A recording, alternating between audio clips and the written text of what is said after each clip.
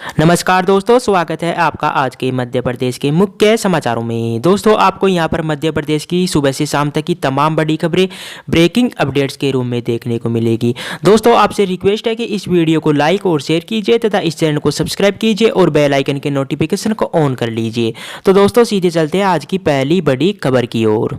उपचुनाव के बाद पहली कैबिनेट बैठक में सीएम ने दिए निर्देश, कहा मंत्री आराम से न बैठे, हर माह पेश करना होगा रिपोर्ट कार्ड, विभाग की भी होगी रेटिंग। जी हां दोस्तों, आपको बता दें कि मुख्यमंत्री शिवराज सिंह चौहान ने निर्देश दिए हैं कि सभी मंत्री आराम से न बैठे, अब 1 मिनट का भी समय व्यर्थ नहीं गंवाना है। सरकार बहुमत में आने के बाद जिम्मेदारी भी बढ़ेगी, अब हर माह विभागों की रेटिंग की जाएगी। मंत्रियों को हर माह रिपोर्ट कार्ड पेश करना होगा। मुख्यमंत्री ने मंत्रियों को सलाह दी कि वे अपने विभाग में अपनी पकड़ मजबूत बनाए, वे हर सोमवार को विभाग की समीक्षा भी करें।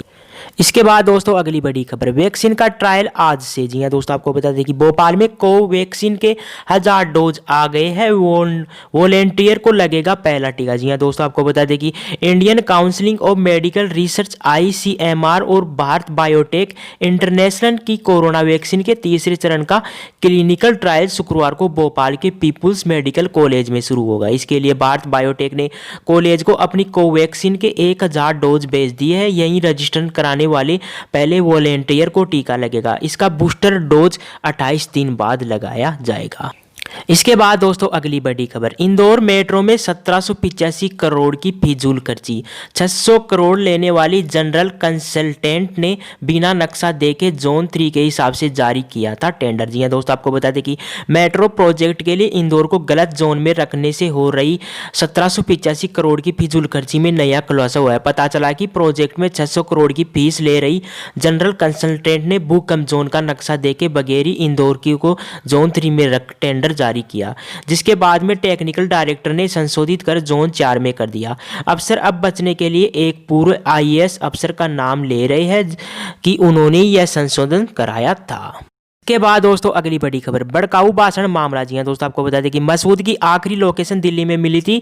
शहर में 8 ठिकानों पर दबिश, मोबाइल स्विच ऑफ, लेकिन सोशल मीडिया पर मसूद ऑनलाइन है। जी हां दोस्तों, आपको बता दें कि धार्मिक भावना को भड़काने के मामले में फरार कांग्रेस विधायक आरिफ मसूद की पुलिस को बिहार चुनाव प्रचार से वापसी के बाद आखिरी लोकेशन दिल्ली में मिली थी। इधर उनकी तलाश में पुलिस लगातार उनके घर, कॉलेज और कार्यालय समेत अन्य जगहों पर लगातार दबिश दे रही है। उनका मोबाइल भले ही स्विच ऑफ है, लेकिन वे सोशल मीडिया पर ऑनलाइन है। वहीं गुरुवार को भी अग्रिम जमानत की याचिका पर हाईकोर्ट ने अपना फैसला सुरक्षित रखा है। भोपाल जिला अदालत तक पहुंचने वाले सभी रास्तों पर सुरक्षा व्यवस्था के पुख्ता इंतजाम किए गए हैं। सुरक्षा व्यवस्था में लगभग 500 पुलिसकर्मी है।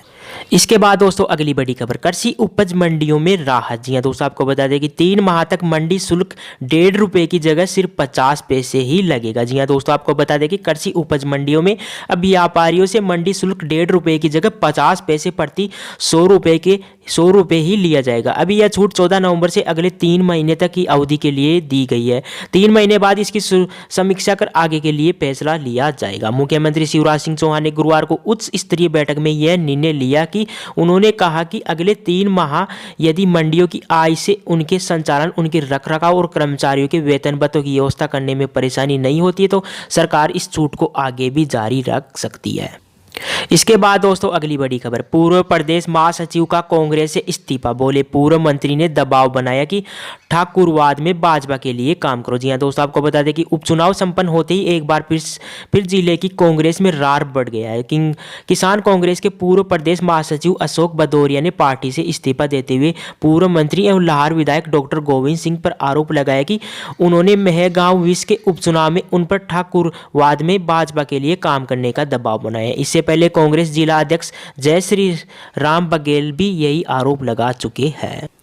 इसके बाद दोस्तों अगली बड़ी खबर, सड़क पर न दिखे गोवंश, नर्मदा में मशीनों से न हो रेत खनन, वाहन पकड़े तो मालिक पर हो FIR। जी हां दोस्तों, आपको बता दें कि किसान कल्याण एवं कृषि विकास मंत्री कमल पटेल ने जनप्रतिनिधियों और अफसरों के साथ कलेक्ट्रेट में हुई बैठक में 2 टूक कहा कि सड़क पर एक भी गोवंश नजर नहीं आना चाहिए। गौशाला या चरनाई की जमीन में जहां भी कब्जे है उन्हें हटाया जाए। सरकारी जमीन में भी अतिक्रमण है तो उन्हें तोड़ा जाए। इस बात का ध्यान भी रखा जाए कि नर्मदा में गंदे नालों का पानी न मिले, नर्मदा से मशीनों से रेत निकालने पर भी प्रतिबंध लगे और ठेकेदारों को भी ही आदत दे कि अवैध तरीके से कहीं भी खनन न हो।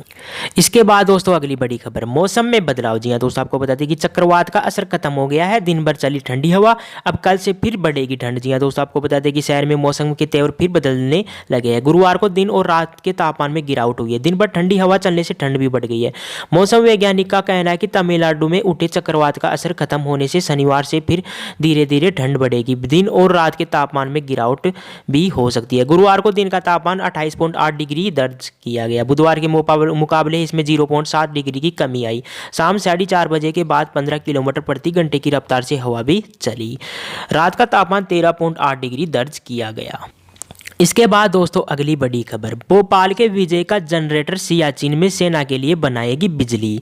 पहला ट्रायल सफल हो गया है। -50 डिग्री तापमान में भी करेगा यह काम। जी हाँ दोस्तों, आपको बता दें कि सियाचिन की -40 डिग्री तापमान वाली बर्फीली वादियों में सेना के जवानों तक बिजली पहुंचाना आसान नहीं है। ऐसे में जवानों को जनरेटर से ही काम चलाना पड़ता है, लेकिन यहाँ जरूरत से ज़्यादा ठंड पड़ने पर आम जनरेटर ज़्यादा कारगर नहीं हो पाते हैं। इसे ध्यान में रखते हुए भोपाल के विजय ममतानी ने ऐसा जनरेटर बनाया है कि जो अंतरिक्ष में भी काम करेगा। वे इस पर 5 साल से काम कर रहे हैं। विजय पहला जनरेटर सेना को देंगे। इंडियन आर्मी ब्यूरो ने उन्हें इसे बनाने का ऑर्डर मिला है। इसका पहला सफल trial Siachen army base camp पर 16 जनवरी से 1 फरवरी के बीच हो चुका है। विजय सेना को अगले साल अप्रैल में ये जनरेटर देंगे। इसके बाद दोस्तों अगली बड़ी खबर, बात करते हैं कोरोना अपडेट्स की। तो पिछले 24 घंटे में मध्य प्रदेश में 1668 केस आए हैं, जबकि 1199 मरीज ठीक हो गए और 12 की मौत हो गई है। राज्य में बीते एक हफ्ते से 1,500 से ज़्यादा केस आ रहे हैं। अब तक यहाँ 1.99 लाख केस आ चुके हैं। इनमें से 1.82 लाख मरीज ठीक हो चुके हैं, जबकि 3209 की मौत हो चुकी है और 14,199 का अभी इलाज चल रहा है। वहीं देश की बात करें तो देश में पिछले 24 घंटे में 43,174 नए केस आए, जबकि 39,723 लोग मरीज ठीक हो चुके और 491 की मौत हो गई है। अब तक कुल 93.09 लाख केस आ चुके हैं। 87.17 लाख मरीज ठीक हो चुके हैं और 1.35 लाख मरीजों की मौत हो चुकी है। कुल 4.54 लाख मरीजों का अभी इलाज चल रहा है।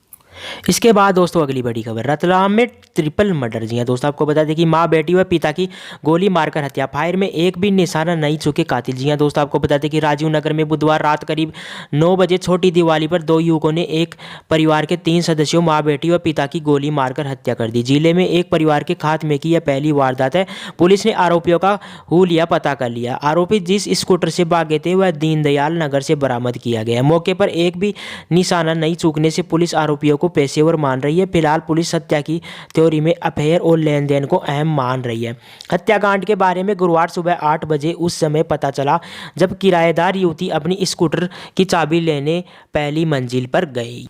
के बाद दोस्तों अगली बड़ी खबर, हाईकोर्ट में राज्य सरकार का जवाब। दिया दोस्तों, आपको बता दें कि आवारा गोवंश के संरक्षण के लिए बन रही नीति 4 दिसंबर को होगी अंतिम सुनवाई। जी हाँ दोस्तों, आपको बता दें कि मध्य प्रदेश हाईकोर्ट में गुरुवार को राज्य सरकार की ओर से जवाब पेश किया गया है कि आवारा गोवंश के संरक्षण और गौशालाओं की स्थापना के लिए नीति बन रही है।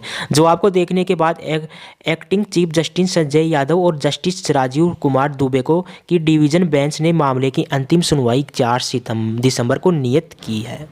इसके बाद दोस्तों अगली बड़ी खबर, प्याज, आलू और टमाटर की कीमतें पिछले 5 महीने से इस तरह, जबकि करेला, भिंडी और गिलकी 40 रुपये के ऊपर है। जी हाँ दोस्तों, आपको बता दें कि लॉकडाउन से अनलॉक तक कुछ सब्जियां दाम अभी तक स्थिर बने हुए हैं, जबकि किसानों से सस्ते दामों में ही सब्जियां खरीदी जा रही है। हर रोज़ सागर में महाराष्ट्र, बेंगलुरु समेत प्रदेश के अन्य हिस्सों से रोजाना सब्जियां पहुंच रही है, फिर भी लोगों को महंगा सब्जियां खरीदना पड़ रही है। हाल ही में मध्य प्रदेश सरकार ने प्याज की जमाखोरी को लेकर प्याज के स्टॉक की जो लिमिट तय की थी, इसके बावजूद अभी तक गोदामों की चेकिंग नहीं की गई है।